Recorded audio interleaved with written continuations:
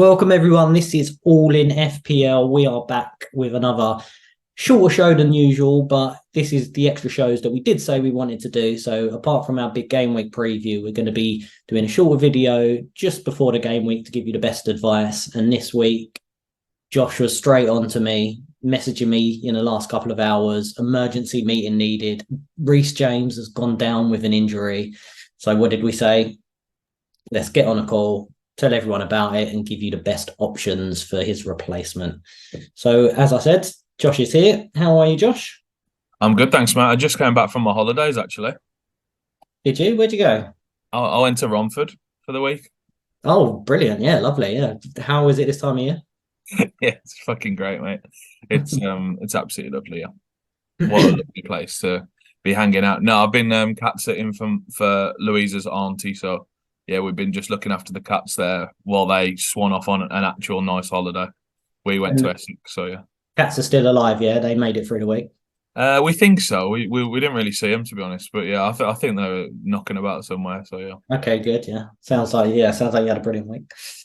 But anyway, shall we get straight into it then? So yeah, news broke a little while ago that Reece James got a hamstring injury. Early reports, maybe a couple of months. I saw somewhere. I don't know whether that's accurate or not. It's a developing story. But yeah, what are we gonna do? What's your first thoughts on it, Josh? Well, I've got Reece James, as you know, so I had him in. I've got Chilwell as well. So I went with the double up. I thought they were I thought it was a really good spot to take with the Luton game in week 3, for example. So that's front of my mind, to be honest. I'm thinking, okay, I did want Reece James for this Luton game. So is there another Chelsea player I can get for this Luton game? And the obvious one I've already mentioned is Chilwell. Um, he's obviously gone up zero point 0.1. So I think you need to have basically 0.5 in the bank to be able to do that in one move, the James to Chilwell one. So if you can do that, I think that's a great one. Do you? And I think that's sort of what everyone's going to be telling people to do this week. Do you think? Yeah, definitely. I've got Chilwell. I did have James as well, but I took him out just before the deadline. Luckily for me, but it's a no-brainer to try and get Chilwell if you can. But that 0.1 now, if you haven't already done it, you probably can't do it without taking a hit. So that is tricky. But as you said, you were still trying to target the Chelsea games because of the run, and I think they look pretty good this week as well against Liverpool. So that is still an option. So would you be looking at either Colwell maybe or probably his replacement Gusto at 4 million? Yeah, I think Gusto's sort of the safer one budget wise. Maybe not in terms of being guaranteed to play. I think there is an option where we switch to Chelsea. What is happening there? Chelsea switch to a back four, or a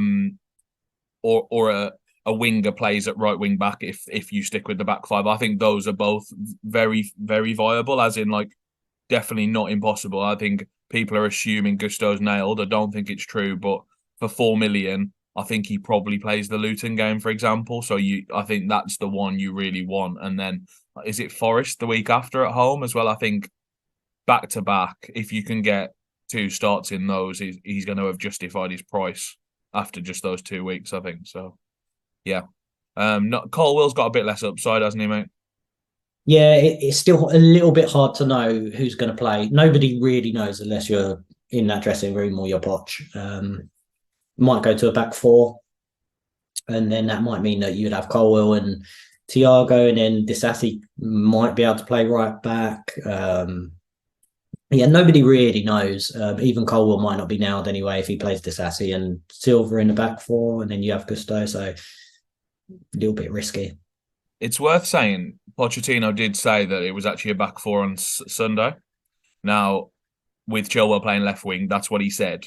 But like, I think we can call it a back five. What happened on Sunday, I think that was a back five to me, with just Chilwell really far, like a lopsided back five with Chilwell really far forward. You know what I mean? So, it's interesting he described it like that, because that might make him sort of think, okay, James was playing right back, so maybe we just need a like for like right back now, you know what I mean? A bit more defensive minded, which might mean the defender gets the nod rather than a right winger, for example, playing right wing back. But yeah, we'll see with that one. What's your thoughts on I presume a lot of people are going to be in my spot with like James and Chilwell, perhaps. Like maybe they went for the double up straight away. If you had that, do you think a really good option is to roll the transfer still? If you've got a decent playing sub? Yeah, if you've still got a decent plan sub, I would do that. I think having the two transfers next week is so much more powerful. And then you can really decide as well that if you do save money on Reece James because he's 5.5 million, you can go to someone a lot cheaper, and then you can use that to boost someone else up in your midfield or whoever you want, really. So yeah, I think that's a really good option. I think that is, if I was giving someone advice, that is definitely what I do. But as you said, only as long as they've got someone who can come in and they're going to get 11 players out, for instance. I don't think there's any need to move on anyone other than Yeah. that. There's going to be a little bit of trouble with the Burnley Luton defenders, isn't there? Some people's going to have like Kabore Boyer or something like that. And if they've got that and Reece James, they have to do a move, right? Like they literally have to. So in that kind of spot, I think I would be tempted to actually just do the hit if you have to, just to get 11 out, like you say, just like eat your medicine, do James to Chilwell and just find the money somewhere else in your team. And then, yeah, I think that's a good option, right? Yeah, I get it's a no brainer if you are going to get 10, if you've got Bayer or someone on your bench and then a non-playing striker or whatever, then I think that's fine to do it. Might Yeah, be worth doing the Gusto move in that case, though, and as an absolute punt. I mean, like for free rather than Chilwell for a 4. But then I think you're just going to want to buy Chilwell next week, so you might be selling another one of your defenders next week to get Chilwell. You know what I mean? So exactly. And you don't know if Gusto's 100% now yet or not, so it's a little bit tricky. yeah, So, I agree. The other one you mentioned, which I think is a really good shout, is Guardiola. I think he's going to play now. Stones is out again this weekend. They've said. yeah. Yeah, could be a good one. I think, mate, for 5 million, isn't it? It just seems like a misprice, doesn't it? Yeah, he's in my team. I didn't necessarily expect him to play the first game, which he didn't, but if you can hear me dying as well, I've got man flu, by the way. It's a really severe illness, as any man will tell you. I'll be lucky to make it through this show. Yeah, I do think he's mispriced. I think he should probably be 5.5, to be honest. Looks all right going forward as well. He scored a couple of goals in the World Cup. So, but for a Man City defender at 5, they paid all that money for him. I presume he's going to start most games, and Laporte looks like he's off to Saudi Arabia now as well. So with him going, Stones getting hamstring injury in training today, he could be a really good option. And they've got some nice fixtures as well, City, right? Yeah, I think he plays, mate. I think for 5, that's about the best you're going to get. The Arsenal boys are very good still. I think Saliba specifically, but the fixtures are a bit less. They don't go on for quite as long. I think the next 2 are good, and then after that, it looks a bit bad quite quickly. So, yeah, I think Guardiola's probably the best of the 5s. And then going down to 4.5, I like the Villa boys, I have to say. I think they've got the best long-term fixtures. They've obviously got Everton this week at home, which is absolutely amazing.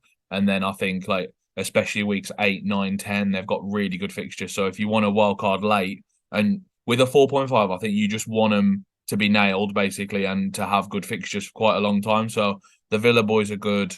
I think you have to reluctantly fade Botman this week just because he's got City away. I think that one comes in later on now if you've missed starting with him, for example. So yeah, I really like the Villa boys, I have to say. I think Pau Torres would be my choice. I think he's pretty nailed now. Mings is out, unfortunately for him, but I think good for Pau Torres is minutes. So yeah. Yeah, I agree with Pau Torres as well. I really like him as a player. Owned him in the Euro in the summer for Spain last year, and he played really well. Like you said, with Mings being out, he is pretty nailed now. I think they spent a lot of money on him as well. He's 30-40 million. So yeah, he'd be 4.5 for me. He'd be straight in there. I had him on a couple of games, fantasy games starting this season as well, not FPL, but different ones. So the Mings injury probably does do us a favour, to be honest. But yeah, I like him. I think probably the other obvious person to bring in would be a Stupinan for Brighton, and if you don't already have him. I mean, sort of preaching to the choir a little bit because most people have him already, but if you don't, for me that's a no-brainer as well from James, because you not only do you save money. I think the Stupiman's gone up as well. I think it's 5.1 now, but you get a bit of money in the bank. And then he looked so good last week, didn't he? So very attacking. Yeah, they got 2 good fixtures. I think their fixtures aren't actually that good overall, but the next two are good. They got Wolves away, West Ham at home. I think that was my thinking when I first got Estupinian. I was going to hold him for 3, then maybe get rid. Because after that, it goes Newcastle, Man United, Bournemouth at home, which is very good. Then Villa away, Liverpool, Man City. So it's just, these are rotten fixtures really from week 4. They're really, really bad. So I think you got 2 weeks with Estupinian, then you might want to be benching / selling him again. So yeah, very interesting one. One of the other, I think the other point to touch on, not really in our thinking at all, but because they are two of the most highest owned defenders, if you was taking a hit or you wanted to potentially take a hit and bring in someone like Trippier or Trent, I think a lot of people, should we call them casuals, might be looking at them to try and bring one of them two in. What would your advice be on that move? So Trent's obviously got the best fixture this week, I'd say, or close to Bournemouth at home. That's amazing. That will be a reason why people actually started with him for this week 2 fixture. But then week 3 is Newcastle away. I mean, it's so short term to go with that, I think, and to put a player in your team that's at sort of the wrong price point because he doesn't. You're going to be downgrading him massively when you sell him, like because there's just nothing directly below him. So you'll probably be going back down to a 5, which might be nice to have the money in the bank. But if you're only doing one move, it's a bit of a waste of the money leaving it in the bank. You know what I mean? So I think he's just not quite the right price point this year. I think for a 1 week punt, it'd be good. For people who are thinking about wildcard in week 3, he's probably the best transfer to bring in because I think he's got the best chance of getting good points this week. But I find it hard to believe that many people are going to be able to do that for free. Yeah, and to do it for a hit is just to do it for a hit's an absolute no-no, right? So you wouldn't be taking James out, and maybe if you started with someone who didn't have the best first week, like Richarlison or someone, it's just silly to take a -4 and try and do that move, right? So if you had, this is very specific, if you had De Bruyne and James, I think going to Diaz and Trent isn't the worst. As a big punt, all in on Liverpool, good luck. Hopefully they do really well. You know what I mean? Hopefully it's a really big scoreline. I think that kind of move would make sense. Like take the money out of De Bruyne and put the money into the defense. That's fine. But it's quite short term. It's like a 1 week thing. I think if you did that, you'd be seriously considering wildcarding next week if you had like a few problems. And I'm not one to wildcard early, to be honest. So yeah. That's the only real use case I can think of there because I don't know what I'd do with the De Bruyne money otherwise if I had him. I think you would want to go to like a 7-8 million mid, wouldn't you? Probably if you already had the likes of a Saka or a Rashford, for example. Yeah, I think the value in midfield is there's so many good players, and like I said, the 6.5s or 7 million I'd be looking at. You can have as many of them in your team as you like, and you'll get such good value for money. So. But I think that one person who probably owns De Bruyne and James, it'll be loving you right now. Now you've mentioned that, we're probably speaking to all of one person, if that. Although one of the guys in our fan team chat, to be fair, said he had Timber, Mings, KDB, and James all in the same team. I mean, how rotten is that? That's as bad because those are all quite low owned players as well. How rotten is that? Look, literally having all 4 in the same team. Yeah. See you next year. Yeah, I think for me that looked like a wild card. Like straight away when something like that happens, like I think that's like a really good time to use it. But I think he didn't have any of these blanking Burnley or Luton players. So I think and he had like all starters other than that. So I think he got away with doing a -4. I think in the end, but yeah, that is just rotten, isn't it? So it does happen. What that was my point. Like it does happen. Like someone does just have the 2 guys who get messed up in the first week, you know what I mean? But let's talk about Salah versus Haaland anyway. This is something you've got this week. You've got both in your team, haven't you? And we need to decide which one to captain, basically. Yeah, exactly. Any thoughts? Initially I wanted to go with Haaland. But to be honest, I think it's a 50-50 call, really. It wouldn't surprise you if Haaland bangs in a couple and then Salah just gets an assist or a goal. It wouldn't surprise you if Salah goes and gets 2 goals and Haaland stays quiet because it's Newcastle. It's very difficult to say, to be honest. I think I don't want to spend too much time debating it, but personally, I think what I will do is end up going with Haaland. I think Salah's a bit of a differential anyway, to be honest. So if he does well, I'm still going to be quite happy. Even if I don't captain him.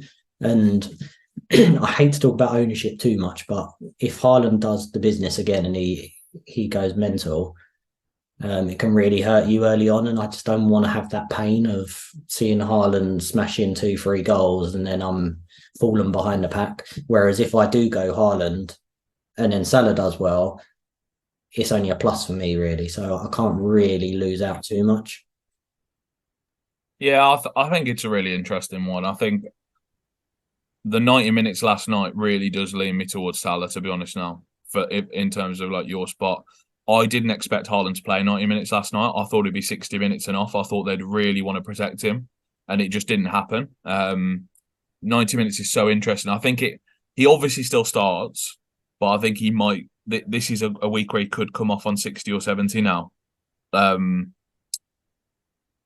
don't know. If you think it's a close game, he just doesn't come off, though, does he? That's the interesting thing. He just won't come off if it's a close game. So, yeah. That was exactly the point I was going to make, that because it's Newcastle, it's going to be a tough game. Like Newcastle look really, really good at the moment. So he's going to start. He has to start, surely. And then if it is a close game with Newcastle, which it could well be, because obviously Newcastle are pretty good, then he's going to stay on. He ain't going to take off his main striker if it's 0-0, they're losing 1-0 or it's 1-1 or something. So he stays on. If he does come off early, it means they're going to be 2-3-0 up, which means that if they score 2 or 3 goals, you've got your chance to get your points returned there anyway. So it's a tricky one. But yeah, I think Salah's ahead at the moment in the polls. That if you could captain anyone and you owned both of them, that most people are leaning towards Salah. It is definitely the easier fixture. But then again, it's Haaland, it's Newcastle. Even with the tougher fixture, I could still see him returning. Yeah, he will. I think he's odds-on favourite to return. I think he's an odds-on favourite to return in any game he plays, literally, which is the level we've got to with this guy. He when someone gets a goal a game and then gets some assists on top of that, they're obviously averaging more than an attacking return a game. You know what I mean? So any game this guy goes into, he's more likely than not to get something, which is like it's as good a spot as you can have for a captain, really, isn't it? So I completely understand capping him. I just think this week, the fixture's really good. The midfield versus striker thing's a thing as well. Like Salah does just get more points naturally from being a midfielder rather than a striker. So, yeah, I think I would lean Salah. And I think if ownership wasn't a thing, I think if they had the same ownership, I think you would go Salah as well, actually. I would, yeah. I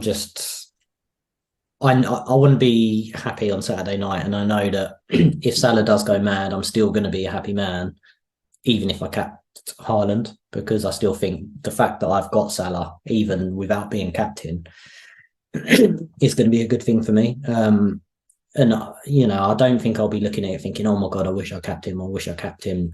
I'd still be fairly content anyway. So that's probably going to sway it for me, I think. But you are right.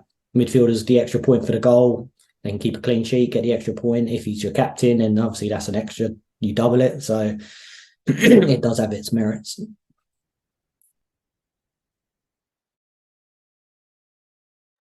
I don't know.